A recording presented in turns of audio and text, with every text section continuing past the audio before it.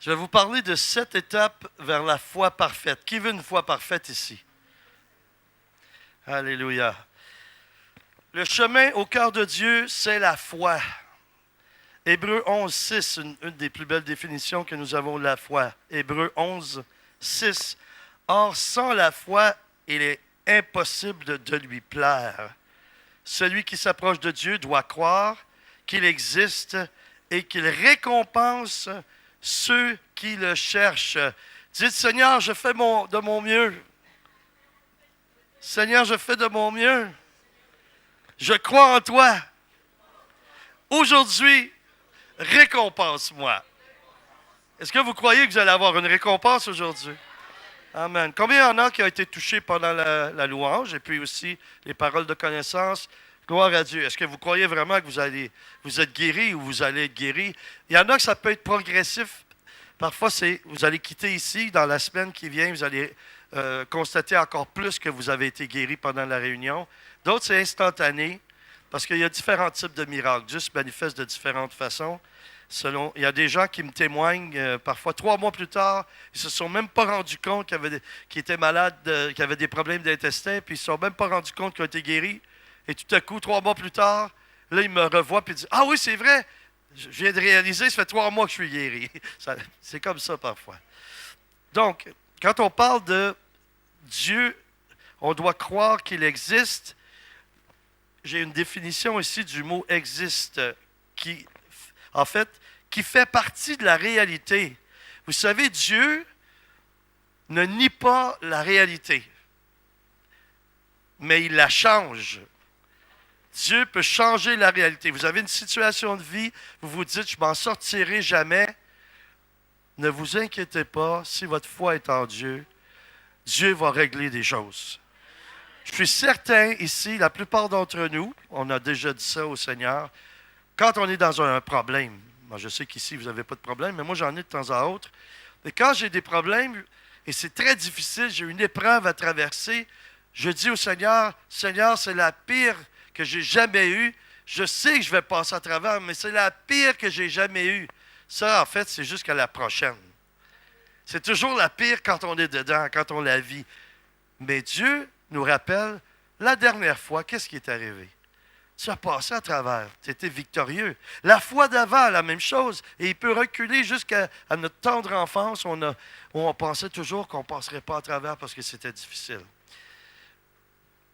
Chaque croyant commence sa vie chrétienne avec une mesure de foi qui lui est donnée, comme nous dit la parole de Dieu dans Romains 12, verset 3. Ceux qui ont leur Bible, on peut aller tourner et aller voir Romains 12, 3. Par la grâce qui m'a été donnée, c'est l'apôtre Paul qui parle, je dis à chacun d'entre vous de ne pas avoir de prétentions excessives et déraisonnables, mais d'être assez raisonnable pour avoir de la modération, chacun selon la mesure de foi que Dieu lui a départie ou lui a donnée. Donc, chacun de nous, on a une mesure de foi. Vous vous souvenez, Jésus a parlé de grains de sénévé, de grains de moutarde, parce que la foi, chacun a une mesure. Mais moi, je crois que c'est comme tu peux avoir plusieurs grains de foi dans ta vie. Et si tu nourris cette foi-là, ces grains-là, en les arrosant et qu'il y ait du soleil, de la chaleur, ça va pousser. Ça va grandir. La foi, ce n'est pas fait pour rester petit. C'est fait pour progresser. C'est une progression, la foi. Alors donc, nous voyons dans Galates 2,20 que la foi est la foi en Dieu. Paul dit la foi au Fils de Dieu. Et je lis, je suis crucifié avec Christ, ce n'est plus moi qui vis, c'est Christ qui vit en moi. Ma vie présente dans la chair, je la vis dans la foi au Fils de Dieu qui m'a aimé et qui s'est livré pour moi. Moi, je suis encore surpris de voir des chrétiens, des croyants, qui sont tristes. La tristesse pour un chrétien, ça devrait être passager et de courte durée. Ce n'est pas normal que des gens soient constamment là-dedans. Parce que sinon, Jésus est mort en vain. Il est mort sur la croix, il a souffert pour que moi, j'ai la vie et que j'ai la joie parfaite. Et là, elle doit être perfectionnée, cette foi-là. Et comment elle se perfectionne? Par ma foi. Dieu m'a promis la joie, mais j'y tiens. Je vais faire tout ce qu'il faut pour la conserver et pour qu'elle progresse par la foi, cette joie-là. Vous savez, il faut commencer tout de suite à s'exercer parce qu'au ciel, il n'y a personne de triste. C'est la joie parfaite. Et c'est ici que ça commence. Vous savez, il y a toutes sortes de choses qui amènent ou qui apportent la tristesse. C'est qu'on est trop centré sur nos problèmes. Chez nous, on dirait des bobos. Vous avez ça ici, des bobos? Hein? Les enfants ont des bobos. Les adultes, je ne sais pas, mais je pense qu'il y en a aussi. Et quand on est centré sur ça, nos yeux ne sont plus sur Dieu. Nos yeux ne sont plus sur le Créateur, sur le Sauveur, sur le Rédempteur. Mais gardons nos yeux sur Jésus. Vous vous souvenez de ce cantique-là? En anglais, c'est Keep your eyes upon Jesus. Garde tes yeux sur Jésus. On doit garder nos yeux sur Jésus. Et quand nos yeux sont sur Jésus, on est comme des aigles qui prennent leur envol. Et on vole, on va au-dessus des problèmes. Au-dessus des problèmes. Moi, j'aime ça quand on vit ça, parce que lorsqu'on est au-dessus des problèmes, pendant qu'on est là, on n'est plus dans le chemin, on n'est plus là pour nuire à Dieu, pour faire son travail. Savez-vous ce qui peut nuire à Dieu, d'une certaine façon, quand on reprend toujours le contrôle de tous les problèmes? Il ne faut pas constamment dire à Jésus, à toutes les secondes, à toutes les 10 minutes, « Seigneur, tu sais, tu te souviens, Seigneur, prends soin de moi, Seigneur, occupe-toi de moi. » C'est toujours la même chose. Et Jésus, on se demande pourquoi il ne répond pas. Il attend qu'on se taise pour dire ou faire quelque chose. C'est pas ça, ça prend du temps. Si vous voulez que vos choses se règlent, donnez-lui et ne les reprenez pas. Quand vous venez ici, vous venez ou vous allez prier quelque part, quand vous dites, Seigneur, je te remets tel problème, je te remets tel fardeau, mais une fois qu'il est remis, faites comme si ça n'existait plus. Même si vous arrivez chez vous ou vous arrivez à votre milieu de travail ou quelque part, puis vous avez ce problème-là devant vous, vous dites, ah, Seigneur, ça me rappelle quelque chose, mais je ne me souviens pas tout à fait, ça ressemble à quelque chose que je t'ai donné. Tu l'as donné. OK, aujourd'hui, moi, je ne sais pas, je prends ça ici, puis je demande à quelqu'un, est-ce que tu le veux? Il dit oui, je lui donne. Je lui ai donné, je n'ai pas besoin de le reprendre. Mais elle fait ce qu'elle veut avec, ce n'est plus à moi, c'est à elle. Quand vous donnez un problème au Seigneur, c'est à lui. Quand vous voyez une problématique, une difficulté, vous dites, oh là là, Seigneur, tu as un gros problème à régler. C'est plus le mien, c'est le tien.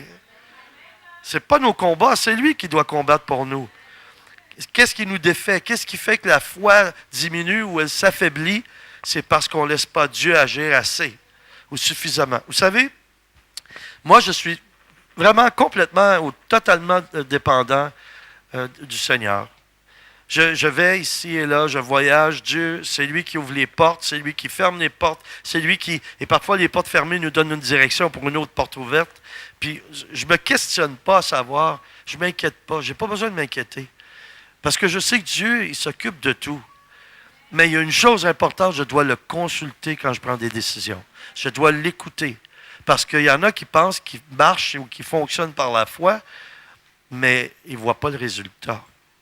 Moi, j'ai beau prier sur quelqu'un qui a les cheveux longs, parce qu'il y a des maux de tête, je prie dessus jusqu'à ce qu'il n'y ait plus de cheveux, tellement que j'y impose les mains. Mais il n'est pas guéri, il y a un problème, là. C'est parce que je ne l'ai pas vraiment fait par la foi. Je l'ai fait parce que moi, j'ai pris une décision que je voulais faire du bien à quelqu'un. Et c'est pour ça qu'il y a des chrétiens qui sont parfois dans la déception. Ah, j'ai fait prier pour moi. Et là, plus le prédicateur est de haut calibre, plus on a des attentes. Vos attentes, mettez-les en Jésus-Christ. C'est le prédicateur du plus haut calibre dans l'univers. Vous venez vers moi, vous venez vers votre pasteur, vous pouvez avoir la foi que Dieu passe par nous. C'est bien. Mais si vous n'êtes pas guéri ou libéré ou votre problème ne se règle pas instantanément, soyez pas déçus. Dites au Seigneur, je suis allé porter ma prescription au pharmacien et maintenant j'attends que ça se produise. Et je l'abandonne, je laisse ça et je fais ma vie de tous les jours. C'est tout. Les plus grandes guérisons, les plus grands miracles que j'ai vus, c'est quelqu'un qui a tout simplement abandonné à Dieu en faisant confiance. Une dame vient auprès de moi un jour dans une convention, un grand truc là, qu'on faisait, et elle arrive devant moi, et elle avait une canne, elle marchait avec une canne, et là, je me suis tout de suite dit, elle va demander que je prie pour sa guérison. Et non, quelle surprise! Une prière qui m'est demandée, que je n'entends pas souvent, mais qui plaît tellement à Dieu. Elle dit, Monsieur Baudrillard, pourriez-vous prier pour moi? Et moi, je coupe sa parole et je lui dis, pour votre guérison? Elle dit non. J'aimerais avoir une augmentation de foi. J'ai dit, madame, vous allez être exaucée, je vous le garantis, à 100%. Ça plaît à Dieu ce que vous venez de demander. D'accord, on se met d'accord, on a prié ensemble. Mais là, quand on va voir ça, le résultat de son augmentation de foi. Et à ce moment-là, on avait des émissions à la télévision nationale au Canada et ça passait partout. À chaque semaine, on montrait des témoignages des gens, des petits 15 minutes ici et là, de ce que Dieu avait fait pendant les plusieurs semaines qu'on faisait. Et il y a eu le témoignage de cette dame-là. 2 semaines plus tard, elle est revenue et on demandait qui veut témoigner. Alors cette dame-là se lève, elle dit moi. Elle vient en avant avec un petit sac de plastique, avec une tige de métal environ longue comme ça. D'accord? Et là, je la vois arriver. Je dis, oui, madame, qu'est-ce que vous voulez témoigner? Mais elle dit, voyez, j'ai demandé il y a 2 semaines une augmentation de foi. Et j'ai dit, vous l'avez eu? Elle dit, certainement que je l'ai eu. Elle dit, au moment où j'ai quitté la salle, j'ai commencé à avoir une douleur dans le côté ici, là, où il y a la hanche. Et elle a dit, je suis allé à l'hôpital parce que ça faisait mal.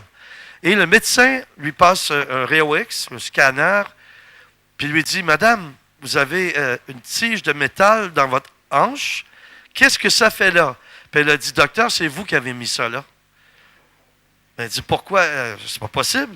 Et ça fait rien dans votre hanche, pourquoi c'est là? Mais docteur, vous l'avez mis là parce que c'est ça qui tenait ma hanche. Mais il a dit, vous avez mal parce que ce morceau de métal il cherche la sortie, il veut sortir de votre corps. C'est un corps étranger. Et qu'est-ce que Dieu a fait? Là, ils ont fait une opération mineure, sortir la tige. Et là, elle avait la tige. Devant tout le monde, elle a montré sa tige dans le sac de plastique. Dieu a recréé tous les os et le cartilage nécessaire. Il a refait sa hanche. Ça, c'est une augmentation de foi. Hey, imaginez, ça, c'est une chose qu'elle fait pour elle, mais il en a fait d'autres aussi. Et là, moi, à la blague, je prends sa canne et je lui dis, madame, vous avez oublié votre canne. Ah, donnez ça à quelqu'un d'autre qui en a plus besoin que moi. Mais ça, c'est une augmentation de foi. Alors, qu'est-ce que la foi? C'est de croire dans le caractère, la vérité et l'intégrité de Dieu. Et un de mes confrères prédicateurs qui voyage aussi un peu partout, un Américain, un ami, et il dit, agissez comme si la parole de Dieu, c'était la vérité. Avez-vous bien compris ce que je viens de dire? Agissez comme si la parole de Dieu, c'était la vérité. Mais en fait, c'est la vérité. C'est la vérité. Jésus est la vérité. On doit y croire. Et croire, c'est pas c'est un acte de volonté, mais c'est pas un acte intellectuel. Et la preuve de ça, ceux qui ont le don des langues, ou qui ont reçu le don des langues, qui prient dans l'esprit, ils ont fait des études sur ça au niveau scientifique et ils ont pris une dizaine de personnes qui étaient chrétiennes et qui avaient le don des langues et ils ont examiné en les passant dans un scanner pour vérifier l'activité cervicale. Et quand les chrétiens, les croyants, ils priaient en langue, il n'y avait aucune activité cérébrale. Parce que c'est l'esprit qui prie par nous. Ce n'est pas un acte intellectuel. Sinon, n'importe qui pourrait parler en langue en essayant. Et moi, c'est ce qui me fait rire le plus quand je dis à quelqu'un qui veut le don des langues, puis ils me disent, mais j'ai essayé, je ne suis pas capable. C'est certain que tu n'es pas capable, parce que tu n'es pas Dieu, tu n'es pas le Saint-Esprit. Mais si tu veux laisser Dieu prier par toi, par le Saint-Esprit, tu vas parler en langue. Il y a à peine 2 semaines, avant que j'arrive ici, moi j'aime beaucoup ça, vivre des expériences comme ça, c'est merveilleux. On est dans un resto, et puis il y a 2 personnes nouvelles, qui ne me connaissaient pas beaucoup, qui avaient été invitées par une personne qui était avec moi dans le ministère avant. Puis elle a dit, viens voir Pasteur Baudrillard, tu vas voir, tu vas apprécier et tout.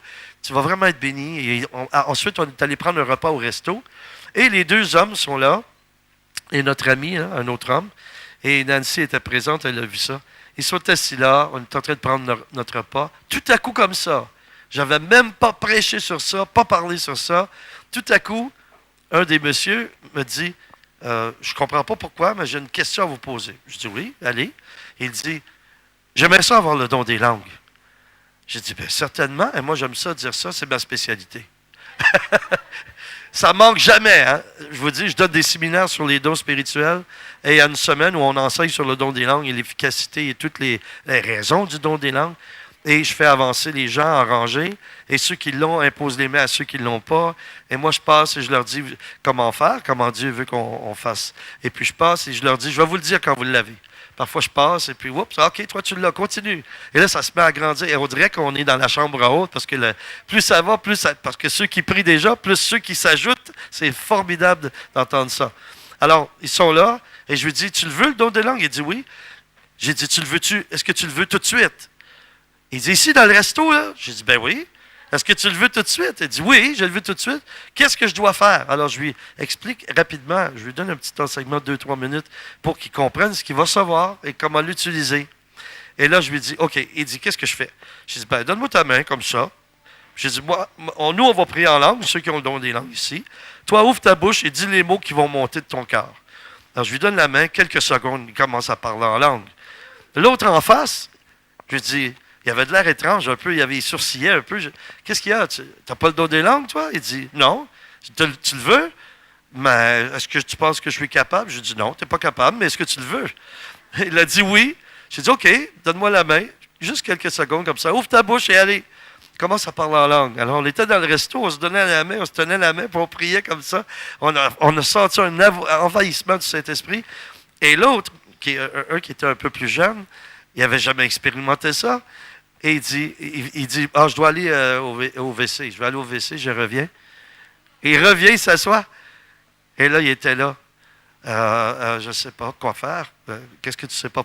Il dit, j'ai comme des mots qui veulent monter. Puis il dit, j'étais à la salle de bain, puis je les disais tout seul, puis je n'étais pas capable de m'empêcher de les dire. Mais c'est tous des mots étranges que je ne connais pas. Ben, j'ai dit, dis-les. Là, tout à coup, il est à côté. Alléluia. Alléluia. Dieu fait ça. Mais ça déclenche, c'est un outil pour la foi. Vous savez, le don des langues, c'est le plus petit don spirituel qui est la clé qui ouvre à tous les autres dons. C'est une petite clé, mais ça ouvre le coffre-fort de l'amour de Dieu pour répandre la puissance et l'amour de Dieu. Alors, la foi est basée sur la vérité et la véracité de la parole de Dieu. Nous vivons notre foi à partir d'abord du don que Dieu nous a fait et ensuite, il en tient qu'à nous de la nourrir en croyant à ce que Dieu nous dit dans sa parole. Nous devons utiliser notre foi, sinon elle va se perdre, elle va être affaiblie et parfois même, je dirais presque s'éteindre. Romains 1,17 déclare, « En effet, la justice de Dieu s'y révèle par la foi et pour la foi, selon qu'il est écrit, le juste vivra par la foi. » Dans 1 Thessaloniques 1,3, nous nous souvenons sans cesse devant Dieu, notre Père, de l'œuvre de votre foi, du travail de votre amour et la fermeté de votre espérance en notre Seigneur Jésus-Christ. La foi, ce n'est pas quelque chose de mental. La foi est née dans notre esprit. La foi spirituelle, et seulement Dieu peut la donner. Seulement Dieu peut la donner. Et la foi en Jésus-Christ, elle nous vient à travers notre salut. Elle nous vient par un déclenchement, une conviction de l'esprit que Dieu dépose en nous. Nous mélangeons parfois la foi et l'espérance, et ce n'est pas la même chose. 1 Thessalonique 5,8. Mais nous qui sommes du jour, soyons sobres. Revêtons la cuirasse de la foi et de l'amour, ainsi que le casque de l'espérance du salut. L'espérance que Dieu nous donne, elle est transformée en foi par la prière. Nous espérons, et quand nous prions, ça augmente notre foi. Et l'espérance, c'est un acte de volonté. Comme la foi, on peut demander ou dire à Dieu, je décide de croire. Vous savez, il y a des gens qui ne reçoivent pas de la part de Dieu parce qu'ils sont incrédules, c'est tout. C'est une forteresse puissante sur l'incrédulité. Hein. Et même si moi, j'avais une foi à transporter les montagnes, vous savez, lorsqu'une personne ne veut pas croire, elle trouve toujours le moyen de ne pas croire. Mais l'inverse est vrai aussi. Lorsqu'on veut croire, c'est un acte de volonté, on décide de croire, ça déclenche quelque chose de spirituel, de quelque chose de surnaturel. Vous pouvez demander à Dieu, par la prière, de changer votre acte de volonté, qui est l'espérance, en augmentation de foi. Vous voyez la dame qui a demandé une augmentation de foi, elle espérait avoir plus de foi.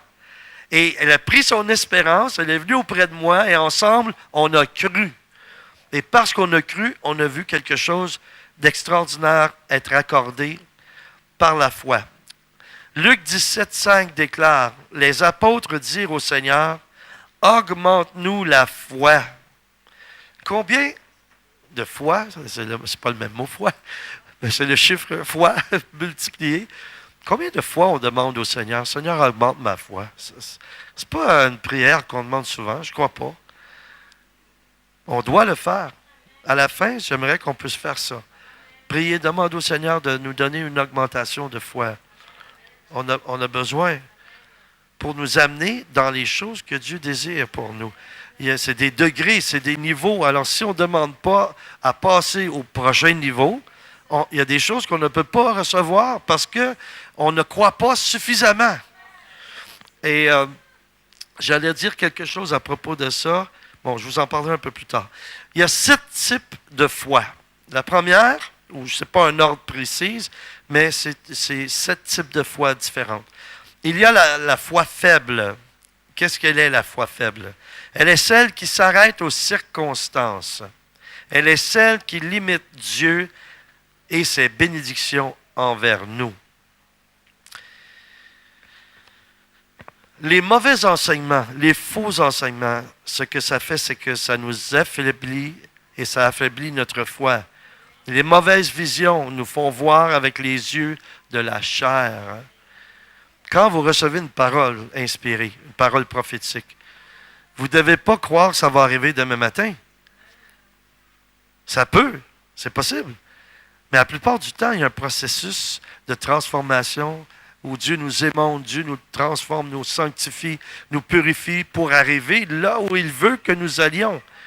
Vous savez, il y a des gens, on prie avec eux, et des prédicateurs vont leur prophétiser. « Oh, ma soeur, mon frère, oh, je vois que tu as un appel comme missionnaire en Chine. » Et cette personne-là n'a jamais mis simplement les pieds dans un resto où ils vendent des mets chinois.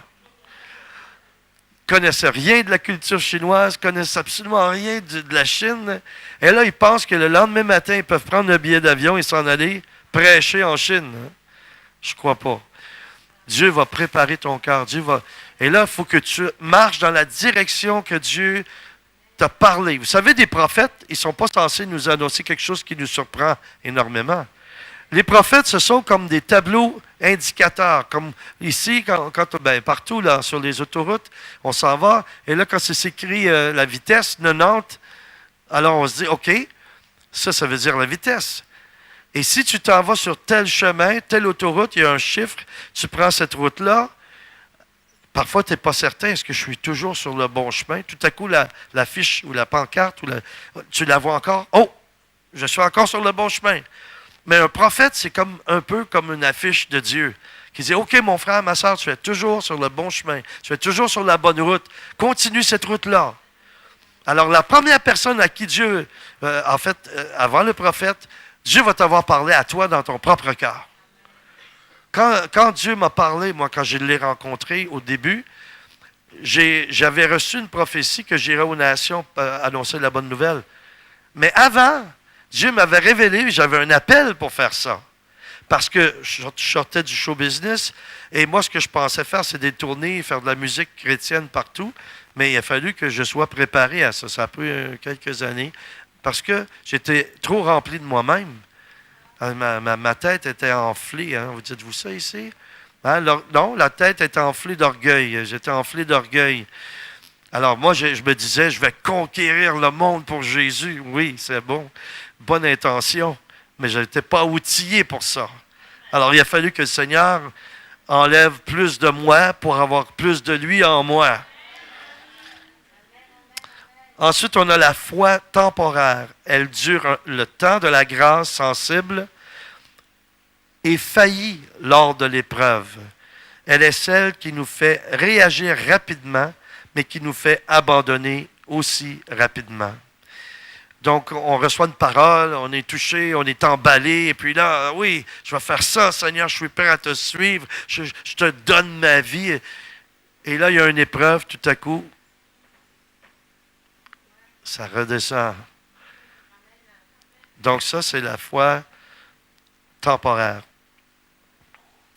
Dans Matthieu 13, verset 5, ça parle de la parabole de la semence, et ça dit ici, d'autres, en parlant de la semence, d'autres tombèrent dans les endroits pierreux où ils n'avaient pas beaucoup de terre. Ils levèrent aussitôt parce qu'ils ne trouvèrent pas de terre profonde. Donc, c'est déraciné rapidement. Maintenant, il y a aussi la foi active. Elle est celle qui est mise en opération. Elle est puissante.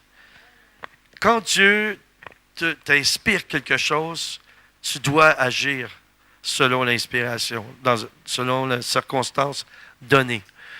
Chez nous au Canada, vous n'avez peut-être pas ça ici, mais on appelle ça, il y en a qui reçoivent des prophéties pour des gens, des prophéties pour des gens, et on appelle ça des prophéties de parking ou de stationnement. C'est qu'ils ne disent pas la parole à la personne à qui ça s'adresse, et après la réunion, ils vont la voir, ou ils la rencontrent à l'extérieur pendant qu'elle attend le bus, puis ils disent « Ah oui, à la réunion, là, ce soir, j'ai reçu une parole pour toi. » C'est pas la même chose. Hein? Ça, c'est comme la mer. Quand tu dois voguer avec un bateau et tu attends que la marée monte, quand la marée est haute, tu dois aller. Mais attends pas après. C'est pas la même chose. Parce que l'onction que tu as reçue pour la parole prophétique, pour ce moment-là et pour cette personne-là, c'est là qu'elle doit recevoir cette parole-là. C'est comme un repas bien préparé qui doit être mangé chaud. Et tu attends, tu le mets sur le comptoir, tu attends un peu. C'est bon. Mais ce n'est pas la même chose que lorsqu'il vient de sortir du four et ça doit être servi à ce moment-là. C'est la même chose pour la parole qui est inspirée. Il y a la foi forte. C'est la foi qui refuse la défaite et le découragement. Elle est celle qui n'abandonne pas. Dans Romains 80, ceci parle d'Abraham. Mais face à la promesse de Dieu, il ne douta point par incrédulité, mais fortifié par la foi, il donna gloire à Dieu. Cet après-midi, quand tantôt il y a eu des paroles de connaissance, j'invite les gens à lever la main. Il y en a qui ont de la douleur, et là, tout à coup, ils sentent qu'il n'y a plus de douleur. Bon, ils sont guéris, là. Mais il y en a d'autres, parce qu'ils ont encore mal, ils se laissent influencer par le symptôme de ce qui reste de la maladie. Au lieu de dire, Seigneur, j'ai reçu ta parole, j'y crois, je la saisis, je suis guéri. Et là, je ne vous dis pas que si vous n'avez pas eu de parole ou personne ne vous a rien dit, personne n'a prié sur vous ou quoi que ce soit, vous n'avez pas entendu la voix de Dieu, vous avez beau retourner chez vous à 20 km à pied et dire, par ces meurtrissures, je suis guéri, ça ne fonctionnera pas. Vous n'êtes pas dans le timing de Dieu. Vous n'avez pas eu une ouverture. Le ciel ne s'est pas ouvert pour vous. Mais tenez-vous toujours sous le ciel ouvert. Et pour faire ça, ça prend une obéissance vraiment immédiate. Il y a aussi la foi humble. Elle ne se vante pas, elle est vraie. Par exemple, Pierre et Jean, qui arrivent à la porte qu'on appelle la Belle, à la vieille ville de Jérusalem, Pierre et Jean qui guérissent un boiteux de naissance, on voit ça dans les Actes. Et dans Acte 3:12, Pierre, à cette vue, dit au peuple, « Vous, Israélites, pourquoi vous étonnez-vous de cela? Pourquoi fixez-vous les regards sur nous comme si c'était nous qui, par notre propre puissance ou par notre piété, avions fait marcher cet homme? » Dieu veut que nous soyons humbles. Vous savez, vous comme moi, là, on est des temples du Saint-Esprit. Mais un temple, pas de Saint-Esprit, c'est un temple vide. C'est comme l'Église. Vous êtes le corps de Christ, vous êtes l'Église. Ce n'est pas le bâtiment ici qui est l'Église. Mais ici, on est à l'Église. Pourquoi? Parce que les vases ou les récipients du Saint-Esprit ont rempli ce lieu. C'est pourquoi que l'Église est présente. Parce que nous sommes enfants de Dieu ensemble, nous prions Dieu, nous trouvons un endroit, on se réunit et on appelle ça l'Église. Mais ce n'est pas le bâtiment, c'est nous qui sommes l'Église. La foi parfaite ou divine, elle est celle qui fait en sorte que lorsque l'on parle, les choses arrivent, elles se réalisent. Nous sommes certains que Dieu est avec nous. Je pourrais vous raconter tellement de témoins. Vous savez, moi j'ai dit une chose à Jésus. Quand je l'ai connu, il m'a dit qu'il m'appelait à aller aux nations prêcher. J'ai dit, Seigneur, tu vas devoir faire des signes, des prodiges et des miracles dont je suis témoin. Sinon, j'aurai rien à dire. J'aurai rien à raconter. Alors, Seigneur, fais-en que je puisse répéter et dire ce que j'ai vu, entendu et expérimenté. Et je vais vous dire quelque chose. Je ne veux pas froisser qui que ce soit, offusquer qui que ce soit. Mais vous savez, autrefois, et là, quand je parle de ça, j'étais dans le show business, j'ai commencé à jouer dans des boîtes de nuit, j'avais 12 ans, et j'ai fait ça jusqu'à l'âge de 19 ans, et là, j'ai été sauvé. Mais je faisais beaucoup d'argent. Et mon rêve, c'était un jour d'avoir une Mercedes. Et tellement, et ça a duré des années, j'ai prié pour ça, mais c'est comme si le Seigneur avait décidé qu'il ne voulait pas que j'en ai une. Mais j'ai persévéré, j'ai prié, j'ai persévéré, j'ai prié à un point tel que on allait dire mon amour, mais oui, c'est vrai, mon épouse, à un Noël, elle n'était pas d'accord, hein? Elle n'était pas d'accord, elle ne voulait pas que j'aille ça non plus. Elle a dit, tu es un ministre de Dieu et tout, qu'est-ce que les gens vont dire? Ils vont penser que tu prends leur argent pour t'acheter un véhicule comme ça. Et bon, ça, c'est la crainte des hommes, ça. C'est la crainte des hommes. Moi, je prie pour avoir un hélicoptère en plus. Je trouve que j'aime beaucoup. J'aime pas beaucoup la circulation. Ça va prendre plus de temps que Dieu me donne ça parce que je suis impatient. C'est surtout parce que je suis impatient. Mais ici, dans les grandes villes, là, par chez nous aussi, je vais à New York et tout, ça serait magnifique d'avoir un hélicoptère. Je pourrais venir chercher Pasteur Paulin, l'amener avec moi en hélicoptère. Là. Je suis certain qu'il aimerait ça. Oui, hein? Alors, je priais pour ça. Oui, tu en veux une aussi? Seigneur, donne-lui un hélicoptère. Alléluia. Bon, peut-être qu'on pourrait en avoir une flotte à deux. Là. On pourrait se les partager. Et alors, pour revenir à ce que je vous disais sur ça, il y a des choses que Dieu veut faire, une œuvre en nous, pour faire grandir notre foi, mais aussi, il doit nous guérir intérieurement. On a des blessures profondes, tous. Moi, actuellement, j'ai plus de vie dans le Seigneur, avec Dieu, que de vie naturelle. Je l'ai connu à 19 ans, j'ai 57 ans, vous ferez le calcul, c'est pas loin de 35 ans en tout cas. Ça fait 35 ans que je connais le Seigneur. Et j'ai la foi, j'ai vu des gens être guéris, j'ai vu des gens qui avaient des membres poussés, des miracles de guérison, des créations, j'ai vu plein de choses que Dieu a fait, et je me suis dit, c'est rien pour lui de me trouver une Mercedes, mais non, parce que mon cœur n'était pas prêt. Il y avait des choses encore beaucoup plus importantes que Dieu voulait faire que j'ai une auto comme ça. Et une des choses, c'était une guérison qu'on avait besoin dans notre vie de couple. Et une de ces choses, c'était être en accord, apprendre à être un, même après toutes ces années. Et j'ai été libéré à travers mon épouse à un Noël. Elle a dit, bon, j'avais une grosse boîte, là. Et puis, je reçois ce cadeau-là. Et là, je déballe le cadeau.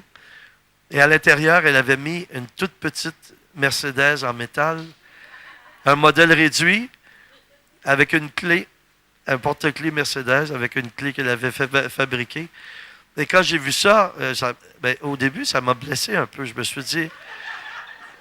suis dit, c'est pas tout à fait la grandeur d'auto que je voulais. Je suis déjà pas grande taille, mais c'était vraiment trop petit. Je me suis dit, elle aurait dû faire un modèle réduit de moi-même et que je puisse mettre à l'intérieur de l'auto. Mais savez-vous ce que ça l'a fait? Ça l'a guéri une blessure de mon enfance. Ça l'a guéri une blessure profonde qui touchait le rejet, qui touchait même ma relation avec Dieu, comme je sais que Dieu m'aime infiniment, mais il me semble que s'il m'aimait plus, et là je suis certain que je parle à quelqu'un, là, si tu m'aimais plus, Seigneur, il me semble que ça fait longtemps que j'aurais dû l'avoir ma voiture. Je sentais que même Dieu me rejetait dans ce domaine-là. Peut-être qu'il y en a ici qui vivent ça dans un domaine quelconque. Pourquoi, Seigneur, je ne suis pas plus prospère? Pourquoi je n'ai pas plus d'argent? Pourquoi je ne trouve pas d'emploi? Pourquoi? Pourtant, tu m'aimes, Seigneur. Je le proclame, je le dis avec toute la foi de mon cœur, mais pourquoi ça ne marche pas? Puis je ne veux pas le dire aux autres chrétiens parce que j'ai honte de dire ça ne marche pas. Mais ce n'est pas parce que ça ne fonctionne pas, c'est parce que ce n'est pas le temps de Dieu pour toi, pour cette chose-là. C'est tout. Tu n'es pas prêt à la recevoir. Il y a des gens qui ont peu d'argent, s'ils devenaient milliardaires demain, ils gaspilleraient tout l'argent, ils ne gèreraient pas bien cet argent-là. Ils ne savent pas comment gérer le petit peu d'argent qu'ils ont maintenant. Dieu va faire ça parfois progressivement. Il connaît ton cœur. Il ne veut pas être assis sur le siège d'en arrière, être passager. Il veut avoir le volant dans les mains, Jésus. Il ne veut pas être le deuxième, il veut être le premier. Et là, il peut te donner tout, mais surtout ce qu'il veut pour toi, pour ton bien, et ce dont tu as besoin. Alors, je reviens à mon cadeau, j'ouvre la boîte, je vois la petite auto Mercedes, et je me suis mis à pleurer. Je me suis mis à verser des larmes. Ça me touchait, mais en même temps, j'avais comme une colère qui est venue en moi, comme, mais là, Seigneur, là, c'est la vraie que je veux, c'est pas ça là, que je veux. Mais savez-vous ce qui a vraiment touché mon cœur? C'est que ma femme a dit, je sais, c'est pas une vraie, mais la bonne grandeur en tout cas. Elle a dit, mais il y a quelque chose que je veux faire pour toi. Puis là, elle a dit, viens auprès de moi. Elle m'a pris dans ses bras. Puis elle a dit, à partir d'aujourd'hui, je suis d'accord. Je prie pour toi pour que tu l'aies, ton auto. Ça, et savez-vous ce qui est arrivé? Je ne sais pas si ma femme, Dieu l'avait inspirée, j'avais plus le goût d'avoir une Mercedes. Je ne désirais plus de l'avoir parce que ce qui était le plus important, c'est d'avoir l'accord de mon épouse dans les choses que j'aime ou que je désire. C'est tellement plus grand. Malgré que maintenant, ça fait peut-être 7, 8 ans, 10 ans de ça, j'ai commencé par la foi, et ça, je vous le dis, vous pouvez réclamer comme ça. Moi, j'ai commencé à prier, et là, le Seigneur m'a inspiré. OK, ça s'en vient le moment. Là, j'ai dit, OK, Seigneur, je me prépare. Je suis allé sur le net, j'ai commencé à magasiner les autos, l'auto que je voulais. Et là, je priais. Je dis, ça, c'est trop cher, c'est un plus bas. Et là, j'ai trouvé celle que je voulais. J'ai fait ça. Toute ma vie, j'ai fait ça pour... J'ai déjà eu un studio d'enregistrement, un des premiers studios chrétiens au Québec. Et je faisais ça avec tout. J'allais dans les magasins de musique, j'imposais les mains au magnétophone ou à les tables de son et tout. Et je disais, Seigneur, ça serait bon. On pourrait faire des bons CD avec ça. Et en pas beaucoup de temps, des milliers de dollars, ça valait. Tout à coup, il arrivait une circonstance et on obtenait. Mais souvent, c'est quelque chose que tu as, que tu peux partager avec les autres.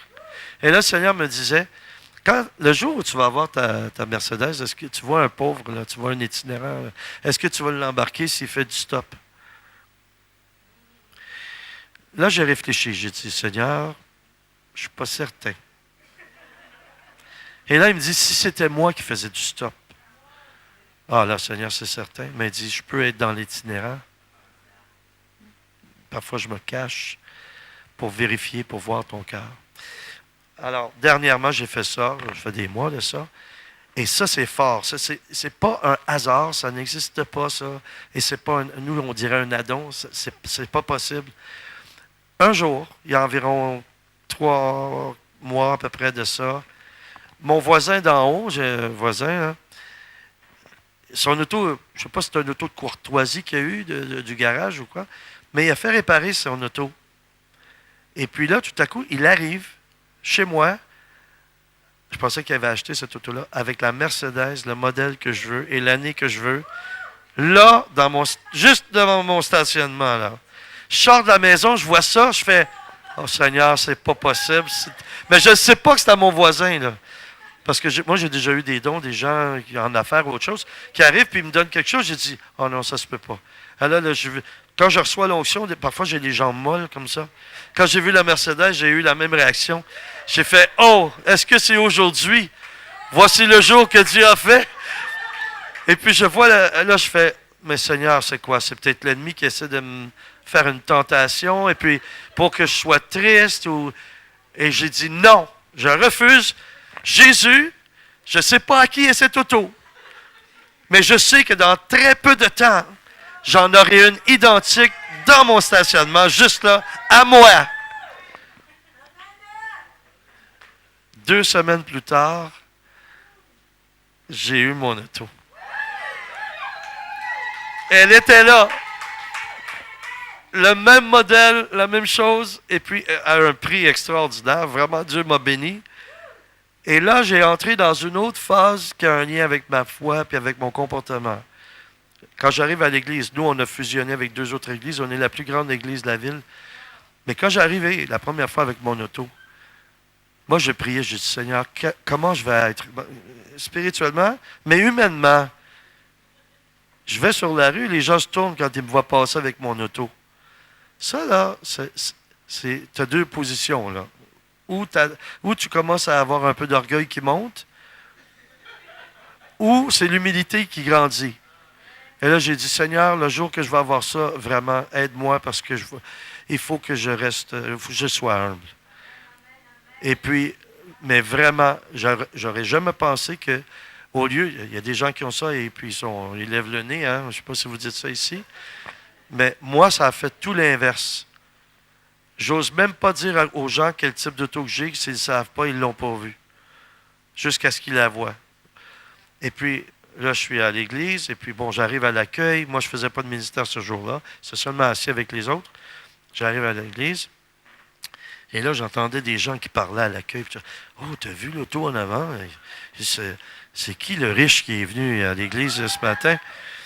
Et là, j'écoutais ça, puis là, je savais bien que c'était de mon auto qui parlait, parce qu'il y en a plusieurs qui ont des belles autos. Mais c'est certain que la mienne, j'ai des grosses roues chromées et tout. On ne peut pas la manquer. Hein. Alors, bon, là, je suis là, je les entends. Je ne m'attendais pas à ça. Hein. Au lieu de dire, ah, c'est à moi, j'étais pas, je voulais même pas leur dire à qui c'était.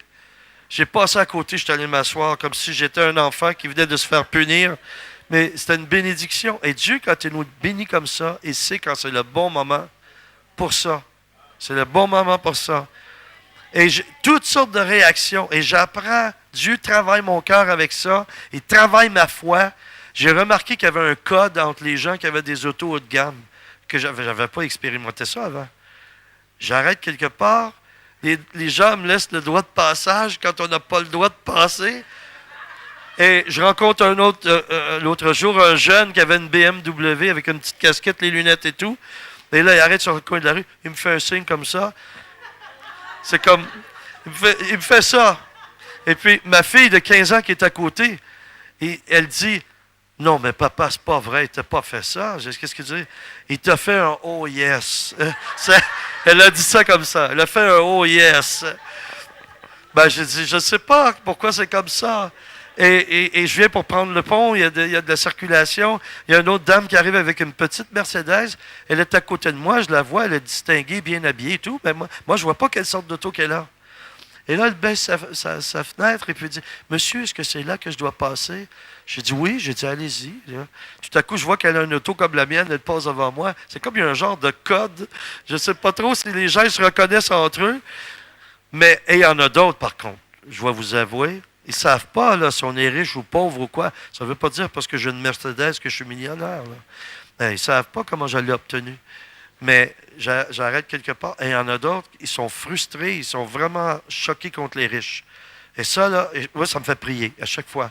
Il y en a qui ne veulent pas me laisser passer à tout prix. C'est comme, toi, le riche, tu ne passeras pas. Je le ressens vraiment, spirituellement. Mais là, Dieu m'amène dans une autre dimension pour me faire prendre conscience d'un autre niveau d'amour, d'une autre dimension de l'amour. Qu'il y en a qui sont frustrés contre les riches. Alors, Dieu me fait prier pour les riches. Il me fait prier pour ceux qui ont des blessures envers ceux qui sont prospères. Ça a transformé ma mentalité que j'imaginais pas que c'était pour être ça. Parfois, je vais chercher des petites choses pour la peinture ou des petites choses comme ça. Et là, je ne pensais jamais vivre cette émotion-là. Et là, le monsieur qui vend les pièces, il me dit, oui, monsieur, quel type de véhicule? Puis là, il y a des gens autour, je fais, Mercedes. Pardon? Je dis, Mercedes. Puis là, je regarde autour, je ne veux pas que personne sache, parce qu'il y a un phénomène qui se passe quand il y a quelque chose comme ça. Mais c'est ça, j'ai la foi, mais vous avez la foi et priez selon le plan de Dieu. Priez selon la volonté de Dieu et c'est certain que vous allez être exaucé. C'est certain. Et Dieu n'a rien que de bonnes choses pour nous. Il n'y a rien que des bonnes choses pour vous. Alléluia. Merci Seigneur. Alléluia. Donc, maintenant, on va passer à l'action. Si vous voulez, je vais vous inviter à vous avancer. Je vais faire ça rapidement. Je vais poser ma main sur vous, comme ça, pour demander au Seigneur une augmentation de foi pour ceux qui le veulent. Et la dernière fois que je suis venu, pas nécessairement ici, mais en Europe, lors de la dernière tournée, il s'est passé un phénomène surnaturel et spirituel, et je veux vous le partager par la prière. Je suis revenu, je ne sais pas, c'est pendant que j'étais sur l'avion ou quand je suis arrivé au Canada, il y a quelque chose qui s'est passé à l'intérieur de moi, et j'ai entendu Dieu me dire, tu changes de niveau. Et il me dit, tous les endroits où tu vas aller, quand tu vas prier, l'assemblée où tu vas être vont changer de niveau. Le niveau va augmenter. Et vous savez que Dieu veut préparer nos cœurs pour ce qui s'en vient à travers le monde. Nous avons vraiment besoin d'avoir une foi, je ne sais pas si vous avez déjà entendu ce terme-là, héroïque. Savez-vous ce que c'est une foi héroïque? Ça dépasse l'entendement. C'est encore plus grand que la foi qu'on connaît. On va faire des choses qu'on n'a jamais osé faire et Dieu va nous donner l'audace de le faire. Alors, je ne sais pas si les chantres ou les musiciens pourraient venir faire un chant pendant que je vais prier. Et je vais prier sur les chantres aussi. Je ne vous oublie pas. S'il vous plaît, ça nous aiderait à entrer dans la prière. Tous ceux qui veulent recevoir une augmentation de foi, je vous appellerai à venir en avant. Et quand vous demandez ça, n'oubliez pas une chose. N'oubliez pas que lorsque je vais prier, demander, Seigneur, augmente la foi. Il y a des choses que vous avez demandé à Dieu il y a longtemps, vous allez commencer à les recevoir. Il y a des guérisons que vous n'avez peut-être pas eues ce matin, que vous allez recevoir. Comme la dame que tu es guérie, elle a demandé plus de foi, elle a reçu une guérison, elle n'a pas demandé la guérison, elle a demandé plus de foi. Vous allez obtenir, et croyez que vous allez obtenir davantage, et vous allez obtenir. Chez nous, et là je le dis pendant qu'on s'avance, chez nous, j'ai donné une parole de connaissance il y a un mois environ, qu'il y avait 5 personnes qui cherchaient de l'emploi, et que je voyais quelqu'un qui recevait un appel téléphonique et qui était pour avoir un emploi. 5. Le pasteur, le dimanche suivant, il a fait lever les gens et les 5 personnes ont eu de l'emploi. La raison pourquoi je dis ça, c'est qu'il y en a ici qui cherchent de l'emploi. Et je vous le dis au nom de Jésus, cette semaine, vous allez avoir un appel où il y a une démarche que vous avez faite. Vous êtes allé porter un CV ou une application quelconque pour l'emploi. Et vous n'avez pas eu de réponse. Et même, il y a 2 hommes ici, ça vous a inquiété. Vous sentez que vous êtes comme dans un cul-de-sac. Mais ça va ouvrir. Vous allez avoir cette semaine des nouvelles pour votre emploi. Parce que ce sont des emplois que Dieu me montre qui respectent votre dignité. Et ça, quand Dieu nous donne quelque chose, un emploi, ça respecte notre dignité. Alors, vous pouvez avancer dès maintenant, avant même la musique, qu'on puisse prier tout de suite. Alléluia. Ceux qui ont le don des langues, j'aimerais que vous puissiez prier en langue. Qu'on puisse louer Dieu, qu'on puisse adorer Dieu par notre chant, par notre prière.